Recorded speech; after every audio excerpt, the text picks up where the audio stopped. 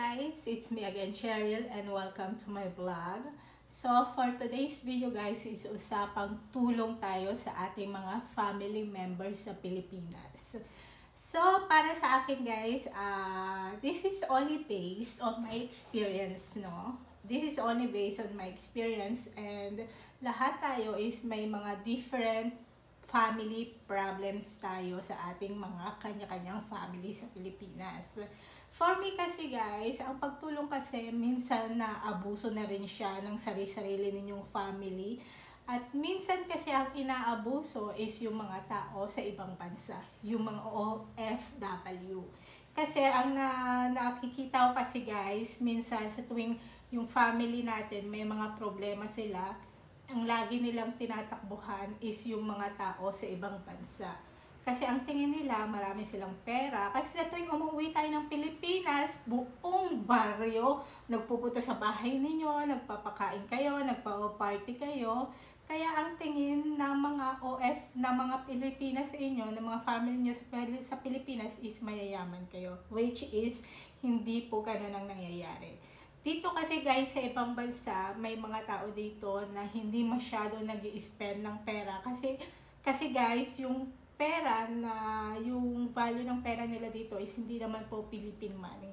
Kaya minsan, nagiging, sila, very, very tight sila sa sarili nila. Hindi ho sila nagta-travel dito sa ibang bansa. Which is, maganda mag-travel dito, mga mag-road trip dito sa ibang bansa. Kasi may mga magaganda at beautiful places na pwede ninyong puntahan, like mountains, beaches. Kasi guys, pag nagro-road trip ka kasi dito sa ibang bansa, marami kang city na maladaanan. At yung city na yun guys is mga different style, yung mga houses nila, yung mga food nila, yung mga structures nila, yung mga puno rito maganda, mga flowers, mga ganon. Minsan ang mga tao dito sa ibang bansa guys, hindi sila nag-road trip or nagta-travel inside the country kasi mas gusto pa nilang i-spend yung pera nila with their own family sa Pilipinas. Kung may mga anak naman kayo guys, is responsibility nyo talaga na tulungan sila at palakihin sila ng maayos.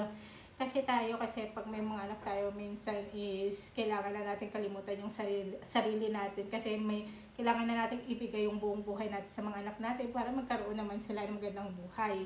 Hindi naman natin sila pwedeng bigyan ng pangit na buhay na nakaranas na tayo as a parents. Kasi guys, kung parents ka, naranasan mo na wala kang pera, isang kahig, isang tuka lang kayo, mahirap ang buhay ninyo, hindi mo nabibili mga gusto mo bang iparanas sa magiging anak mo? Syempre, hindi na, di ba? So, you need to try your best na magkaroon sila ng magandang buhay. But, pag may mga asawa kayo at yung mga asawa ninyo sa Pilipinas is, hindi ko nilalahat guys, no? But mostly, some of them is tamad magtrabaho. Why? Kasi pag nasa ibang bansa ka, ang tingin nila sa'yo, marami kang pera na ipapadala sa kanila every month. Automatic na talaga yun guys. Kasi kung may anak ka, every month talaga na magpapadala ka ng pera sa family mo. May mga lalaki, may mga Filipino na lalaki guys na may pagkatamad sila at ayaw na nilang magtrabaho kasi may mga asawa sila sa Pilipinas, which is wrong guys. Kaya marami ang nagkaka-conflict sa relationship kasi minsan yung babae nagtatrabaho sa ibang bansa, yung lalaki ginagamit na yung pera ng babae pambabae sa Pilipinas.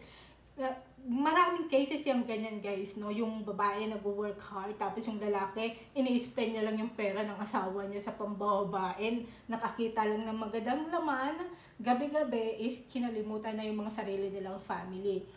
Para sa akin guys, ang pambabae is choices yan, no? Kung may choice ka na iwanan yung family mo sa pirated na asawa. Kasi may original tsaka may mga pirated. At 100% guys na mga lalaki, pag ng babae yan, hindi yan magiging maganda ang buhay nila. Buhay mo. Ang kababagsakan mo is yung mga family na kinalimutan mo, sila yung mag-aalaga sa'yo pagtanda mo. So, para sa akin guys, okay mga babae, lalong-lalo yung mga Filipina na lalaki, itry nyong bigyan ng magandang buhay yung mga sarili ninyong family. Kasi ang ending niyan is hindi kayo magkakaroon ng magandang buhay, 100% yan. Tatanda kayo na ganyan ang buhay ninyo. So, balik na tayo sa tulong, no? Ang tulong kasi guys is nakadepende yan sa status ng buhay ng mga tao sa ibang bansa. Kung alam nila na sobra-sobra sila sa pera, kung alam nilang marami silang pera at kaya nilang ipamigay yung pera. Kasi guys, kung ipapamigay ninyo is wala lang balik yan.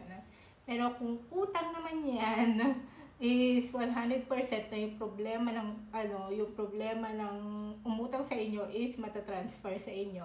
Kasi may mga ugali tayong mga Pilipina na hindi tayo marunong magbayad ng utang. Hindi ko nila lahat pero some of them kinakakalimutan na mabait lang sila. Lagi nyong i-mind sa utak ninyo guys na pag may pakinabang kayo at may nakukuha sila sa inyo, mabait lang yung tao sa inyo. Pero pag dumating na yung time na naisipan mo nang hindi tumulong sa tuwing may kailangan sila at may problema sila at ikaw nilapitan nila at nag-say no ka, is doon mo makikita ang tunay na ugali ng tao. Family is not all about money guys, no? Family ka lang if you have money, pag napapakinabangan ka. At hindi ka family pag wala ka ng pakinabang sa kanila. It's not a family. Kung may mga ganyan kayong family, lumayo-layo na kayo kasi talagang very toxic yan na family guys. Kasi guys, ang sakit kasi ng katawan is nakukuha yan sa mga toxicity ng mga family members ninyo. They are your family members pero pag yung family mo is dinadown ka na at binibigyan na ng sakit ng ulo.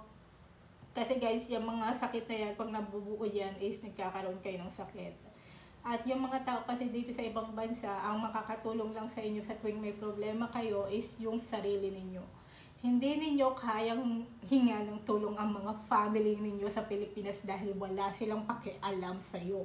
Ang pakialam lang nila sa'yo is yung pera na meron ka dahil malakas ang katawan mo, kaya mong magtrabaho, napapakinabangan ka nila, is they are your family. Pero pag dumating ang araw na tumanda ka, wala kang pera, wala kang ipon, wala kang bahay na matitirahan at makikituloy ka sa kanila, tatadyakan ka lang ng mga yan guys. Kasi nakikita nila na wala ka lang pakinabang. So always remember to help yourself before other people guys. Lagi mong unahin ang sarili mo.